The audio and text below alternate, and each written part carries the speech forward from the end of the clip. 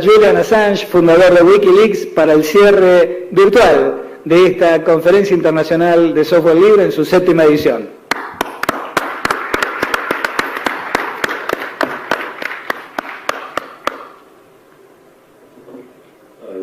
Can everyone hear me in Buenos Aires? Yes, of course. Let me introduce you. Are the translators ready? Okay, we'll try and do this. So this is the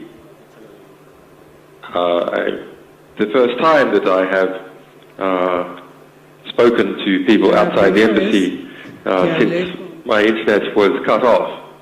It's a bit unusual for me to be trying to do a talk by telephone, but I like a challenge, so we're going to try and do it. Normal para mí hablar por teléfono así, pero vamos a intentar hacerlo mejor. So first of all, thank you to the Computers Workers Union who've put this event together and organized it.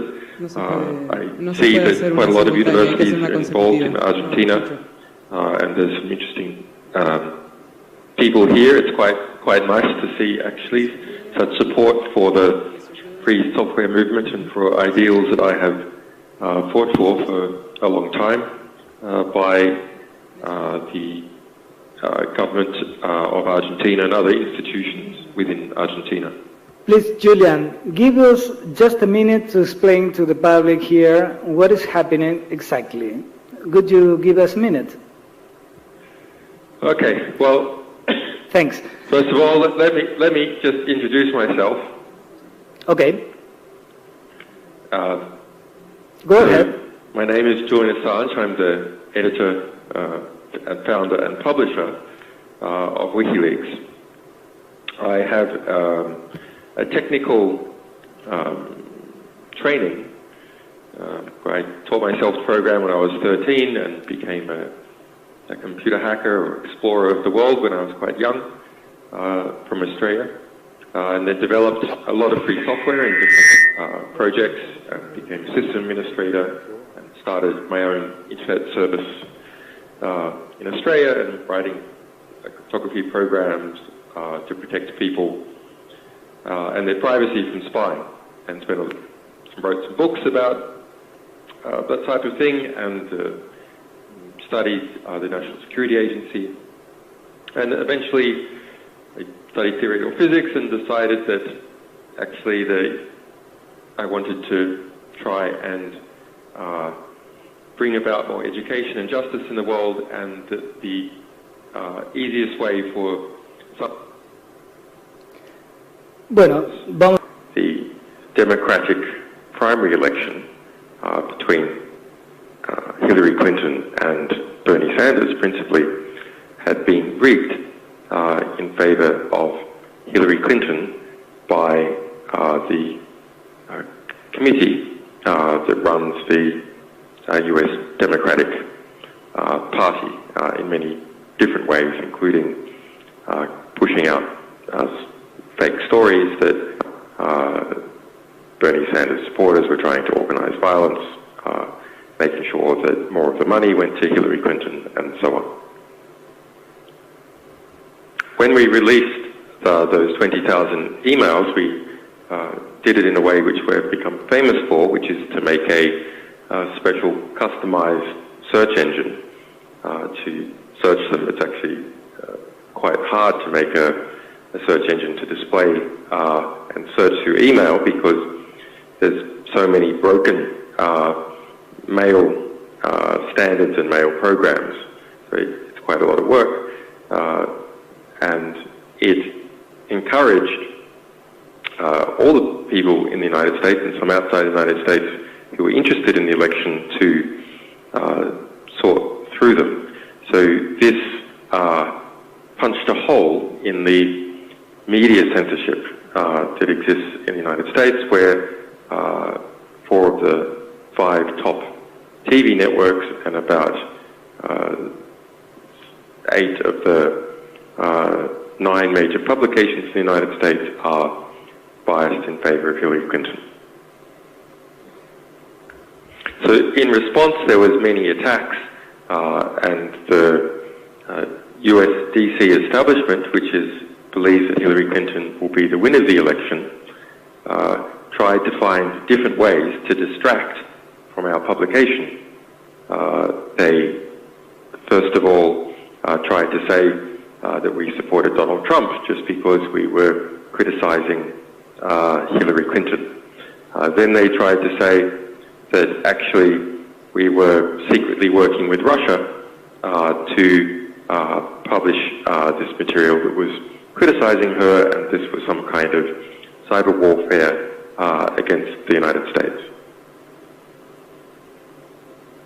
But I have learned from a lot of experience that the best way to deal with these attacks is that you never flinch, you never blink, you just keep on publishing, because every day that you publish is a day that you have the initiative in the conflict. So we continued on publishing the emails of Hillary Clinton's chief campaign manager, which are even more politically interesting than the emails of the Democratic National Committee. I had been exploring what was the connection between Hillary Clinton and her campaign manager and the sale of 20% of all the US uranium to Russia through a company in the United States called Juul Limited. And that was very interesting, and we showed that Clinton's campaign manager had been lying about his investment in this nuclear energy company, and he was very closely connected with a big Canadian mining magnate, and that he had 75,000 shares in this company, and then he moved it into another company secretly controlled by his daughter, and so on. But much more important was that in the investigation we managed to get hold of more than 50,000 emails related to Hillary Clinton's chief campaign manager, John Podesta. So this time we started a different strategy, which was to write an algorithm called the stochastic terminator, which is designed to be unpredictable and to adjust how much it publishes and what it selects based upon what we as human beings suggest to it, but also based upon what it reads in the news. And so it selects the emails to be published and publishes them each day, and we started doing that on the 7th of October. And this really whipped up a crazed hornet's nest atmosphere in the Hillary Clinton campaign and in all the establishments that are backing her. Now, we always had the analysis that Hillary Clinton will win for sure. We've had that analysis from more than 12 months ago. But she has pulled around her every single establishment in the US, the intelligence agencies, the neoconservatives who started the Iraq War, the weapons manufacturers, the big banks and investment companies like Goldman Sachs, most of the middle class, and most of the media. And so now we have all these people, all these establishments trying to defend Hillary Clinton from being exposed as having many corrupt relationships. So they started attacking our servers with denial of service attacks and attempted hacking attacks. There was and there is a amazing ongoing campaign where fake documents were put in the UN and in the British courts to accuse me of being both a Russian spy and a pedophile and a molester of children. You can look up that amazing story that we tracked down, how this hoax was made at the UN and in the British courts to call me a Russian spy and a pedophile by a front company in the United States, in Texas, called Todd and Claire. But that wasn't enough, so the pressure started to increase and it started to pressure Ecuador, which some of the opposition parties in Ecuador were sympathetic to, perhaps because of their relationships with the United States, and pressure statements made to Ecuador at the political level and at the intelligence level that I needed to be stopped or there would be consequences. But Wikileaks is a global publisher, publishes 1 million documents a year. We publish from France, Germany,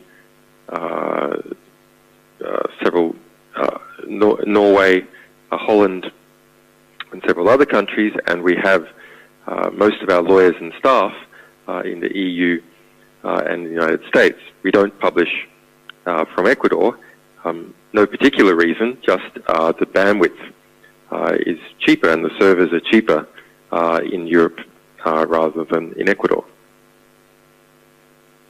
So the United States and United States government, in the form of John Kerry, the Secretary of State, and some other U.S. officials, and the Hillary Clinton campaign, kept putting forth propaganda to say that our publications revealing various forms of corruption and scandal within Hillary Clinton's network was in fact interference in the United States electoral process.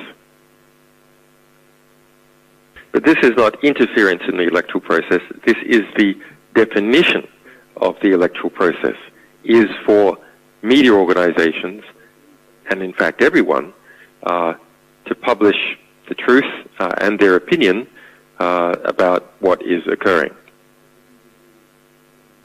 There cannot be a free and informed election unless people are free to inform.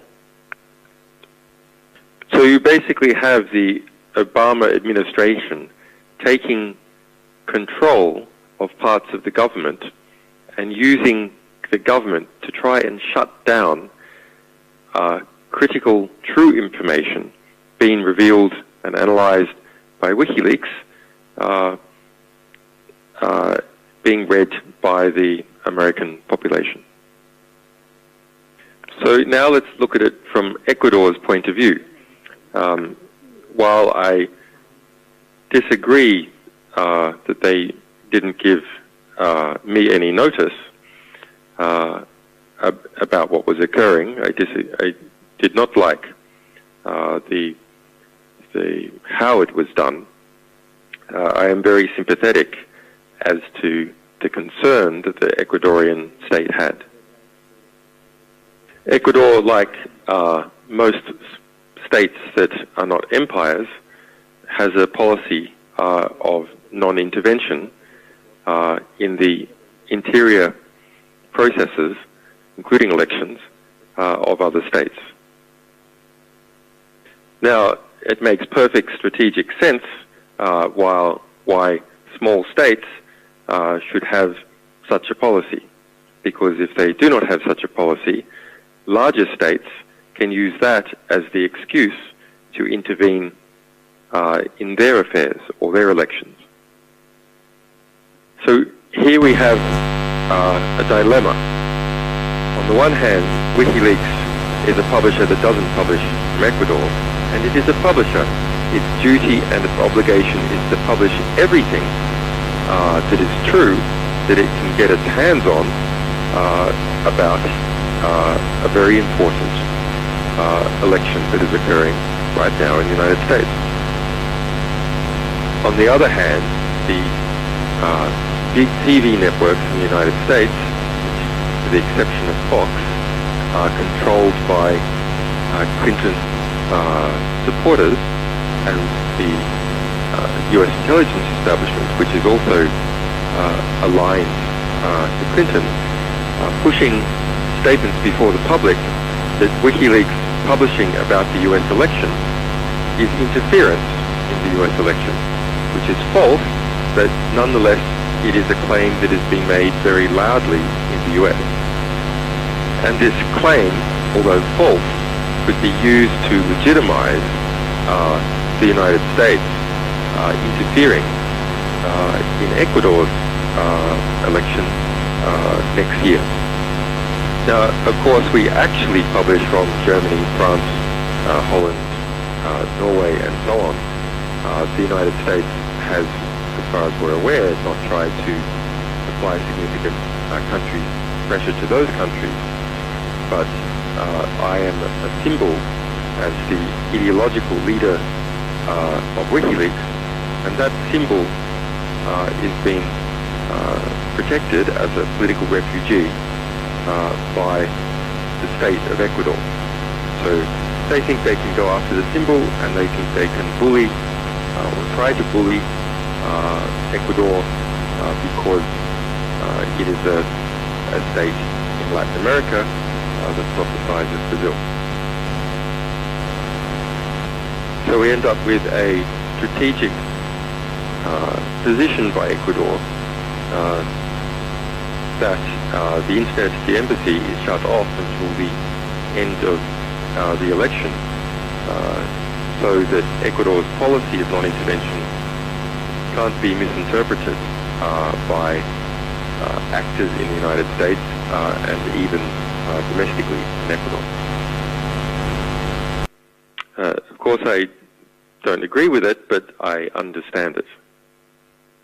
And Ecuador has been strong in many other ways, giving the asylum in the first place, and also continuing to resist quite strong pressure from the United Kingdom, the United States, and Sweden to cast me out into the street to be arrested.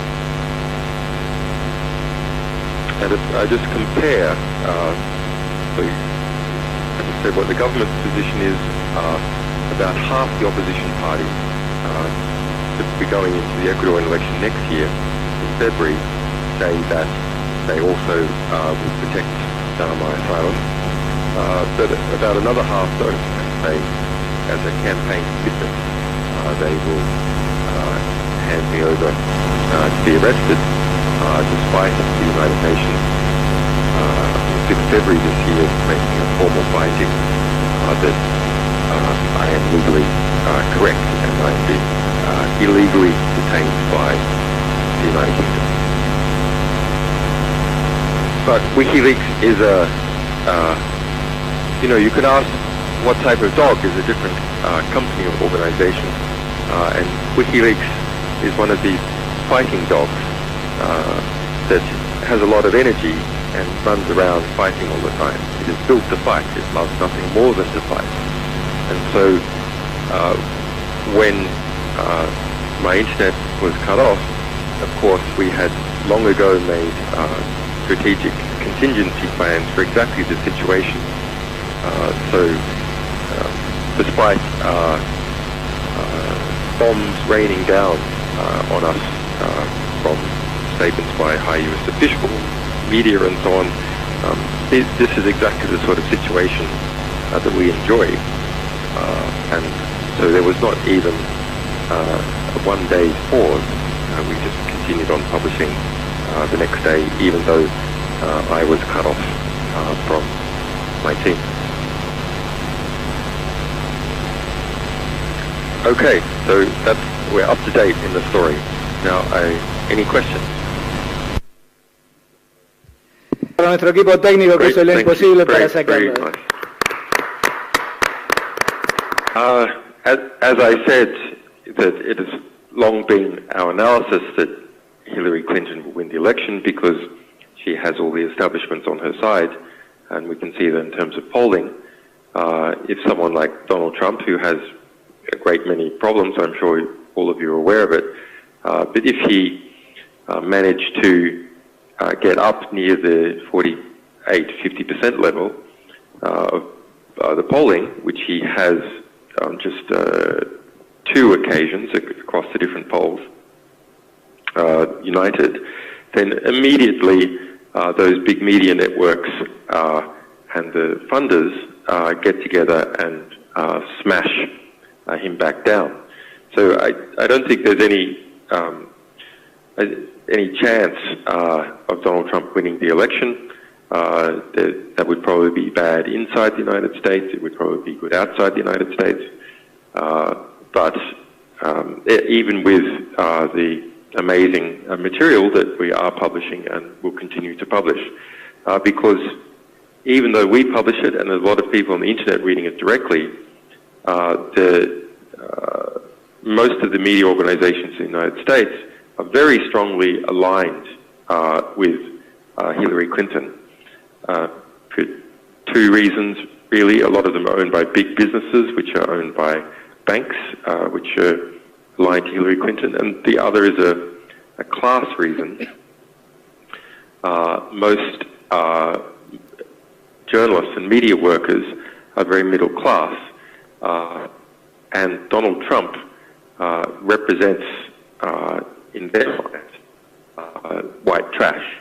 And so to be doing anything that looks like it might support Donald Trump looks like you're supporting the trash, and that means to those rivals that they have within their class that they are white trash. And so it lowers their social status, and that's a very dangerous thing to do in an institution, is to have your social status lowered because someone else might get your job or the job that you want to have with the institution. So there's a lot of conformity and a lot of fear about criticizing Hillary Clinton in any way at all, so it reduces the impact of even very significant material that is released. But what is the impact for Latin America?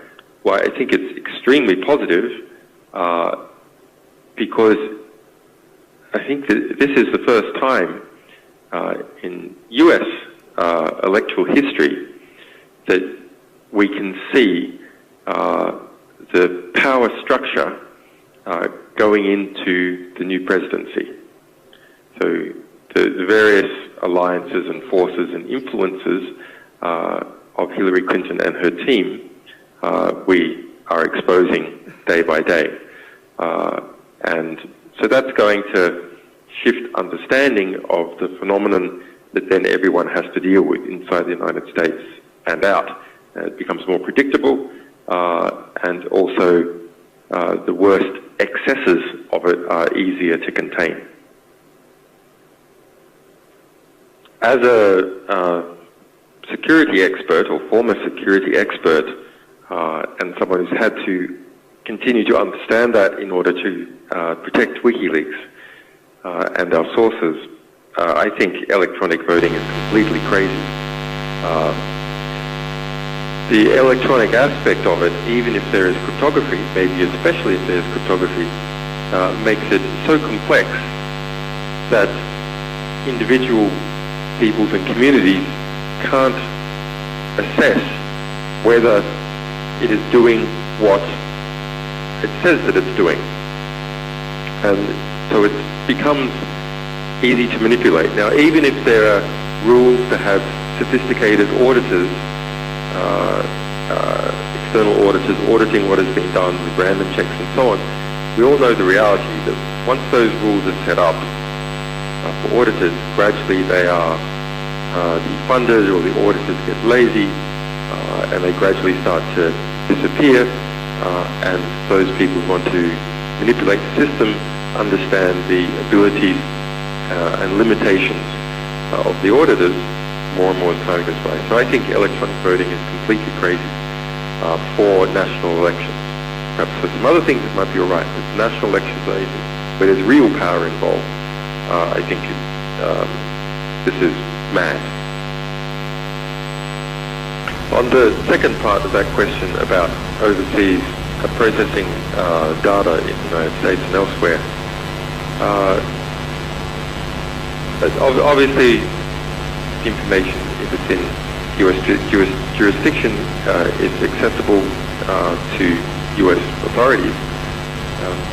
However, that said, it might even be more accessible if it's not in US jurisdiction, because they hack it and steal it anyway. So this issue of the breakdown in areas of jurisdiction or areas of sovereignty is a much broader issue, which is causing a disappearing of effective borders, a blending in or a merging in of different states with each other. There's a lot of benefits to that, but on the other hand, it seems quite likely that the largest, most powerful electronic states, like the United States, maybe like China in a few years, will be able to hold and gather together critically important functions of other countries, and then we'll be able to squeeze these functions, both in terms of obtaining data from them, but possibly more importantly, in terms of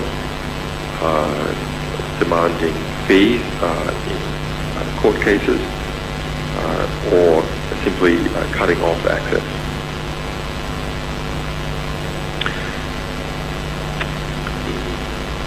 The power structures of the whole world are becoming computerized. That shouldn't be any surprise to anyone in this room.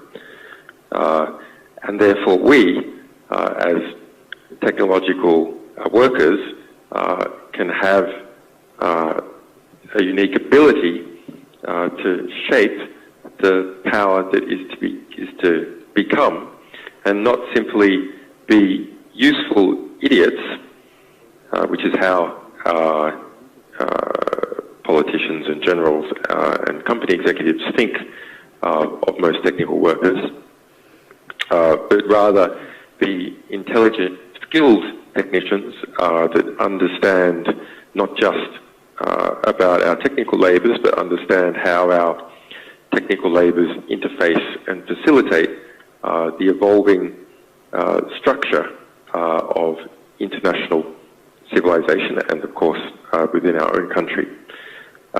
Now, efforts to establish our own rules and our own culture in, say, the free software community have produced really quite important advances, but at the same time, some of those advances, like free software, are also being treated as a common and gobbled up by ever larger corporations like Google, or ever more abusive mega government institutions like the National Security Agency, which uses Linux and free software all over the place. That's nothing for us to be proud of, that the fruit of our minds is being used in that way. That's rather something to be ashamed of, that the fruits of our mind can be taken and repurposed in a way to make the world that we live in less free and less humane. So Wikileaks is the vision that I had for using my technical skills to do something about some of these problems, but there's many other ways in which one can do it. I think the important thing is to kind of look at what is happening in the world as the rest of the world's power structures coming into our domain, and try and thereby exercise some influence over the situation, rather than seeing our domain as something that is being gobbled up by these existing power structures? It is a very important question. One of the major power elements in society, one which shapes our thinking about the problems that we have, and our solutions to our problems can only be as good as clarity of our thinking, is of course the media, the mass media.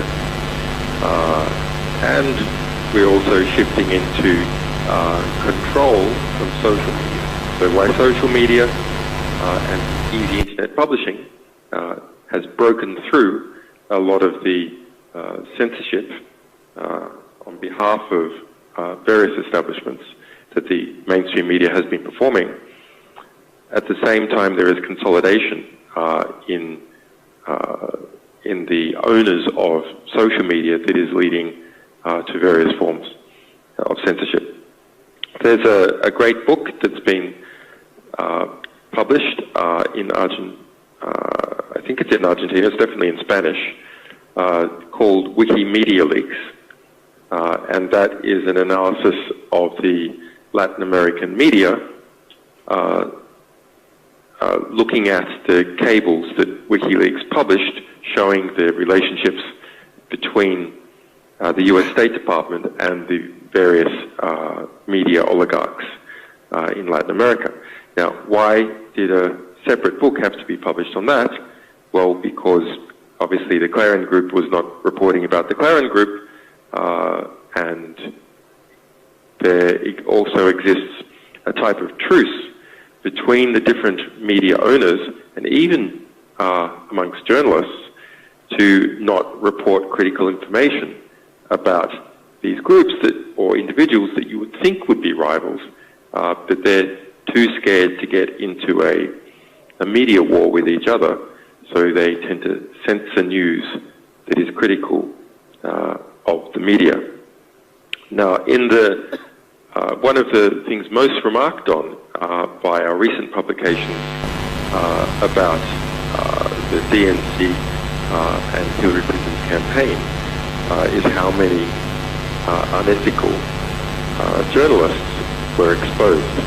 So journalists who were checking to make sure that Hillary Clinton was, or Hillary Clinton's campaign manager was approving of what they wrote, private parties with more than 65 different journalists where they didn't report on anything that happened at the party, with Hillary Clinton or her campaign manager Podesta cooking together and so on. But you're right, the full archives of the New York Times or the Clarion Group or CNN would make a very big difference to people's opinion and help to understand those power networks. We did it for Sony Corporation. Sony Corporation, while it's not a news corporation, it is a media corporation.